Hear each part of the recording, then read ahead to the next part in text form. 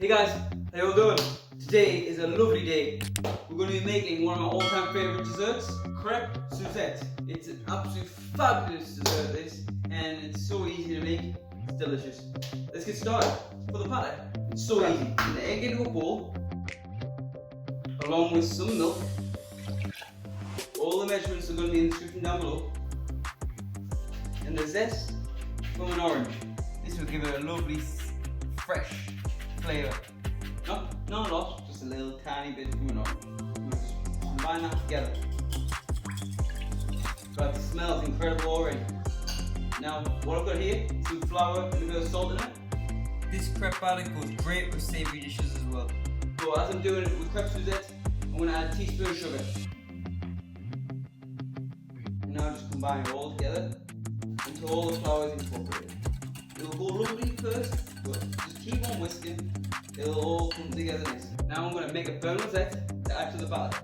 Add about a tablespoon of butter to the pan. And we're going to gently melt this down until it reaches like a hazelnut stage, which is when the fat molecules start to caramelize.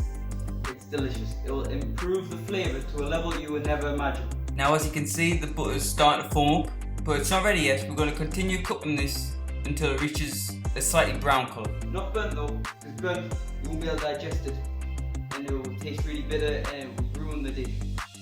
So the way to know when it's cooked is that the butter will stop foaming and go brown. see how the foams have died down? Now you're going to pour that into your batter. Guys, the smell is incredible right now. You can smell it, smell that hazel aroma. I think it's beautiful. Now what you're going to do, you're just going to rest this at room temperature.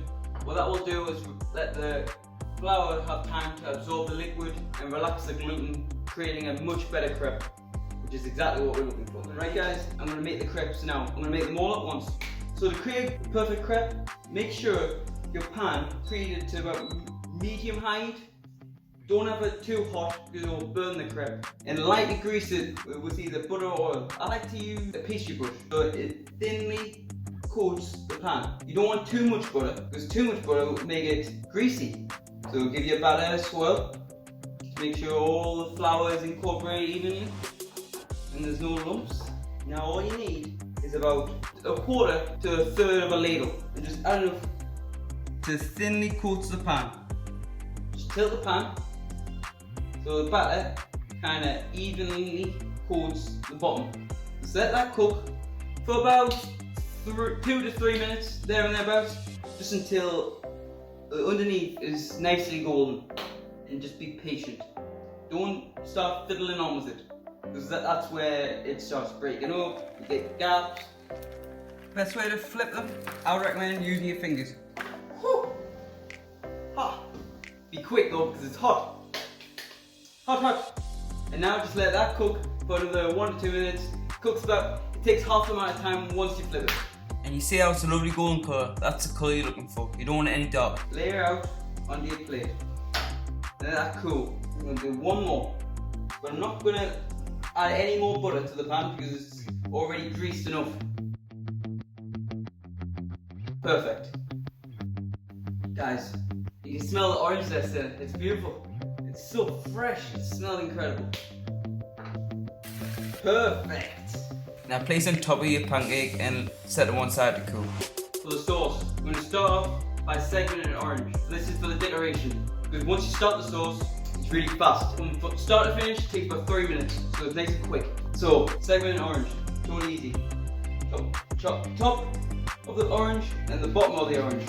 In chefy terms, this is called top and tailing. Now you've got a flat surface, carefully remove the skin and the white pith, because that's really unpleasant. Now carefully get a sharp knife, beautifully segment the orange. Then set to one side. Right guys, so Suzette sauce, it is so easy, you'll be blown away. So add some sugar to the pan. Along with some butter. Place this over medium to medium height.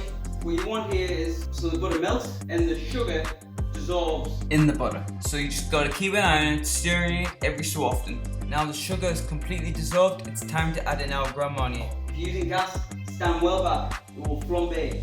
You don't want to burn your head off. So just add that and just boil the alcohol off. Trust me guys, if you make this for your friends, they'll be blown away. Now I'm gonna add in 1 freshly squeezed orange and fine grade zest from 1 orange as well. Now I'm going to bring this mixture to the boil to intensify the flavour to make it reduce slightly. Got some cornflour here, just gonna add a bit of water to it. Now just Turn into a paste and break the cornflour down so there's no lumps. add that to the pan. Now just bring that to the boil. It should thicken after a minute or so. This will give the sauce a nice body, just enough to nicely coat the crepes. Absolutely gorgeous.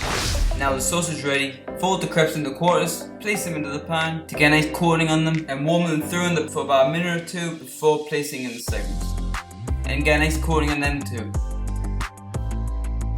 I hope you enjoyed my take on the classic Crepe Suzette.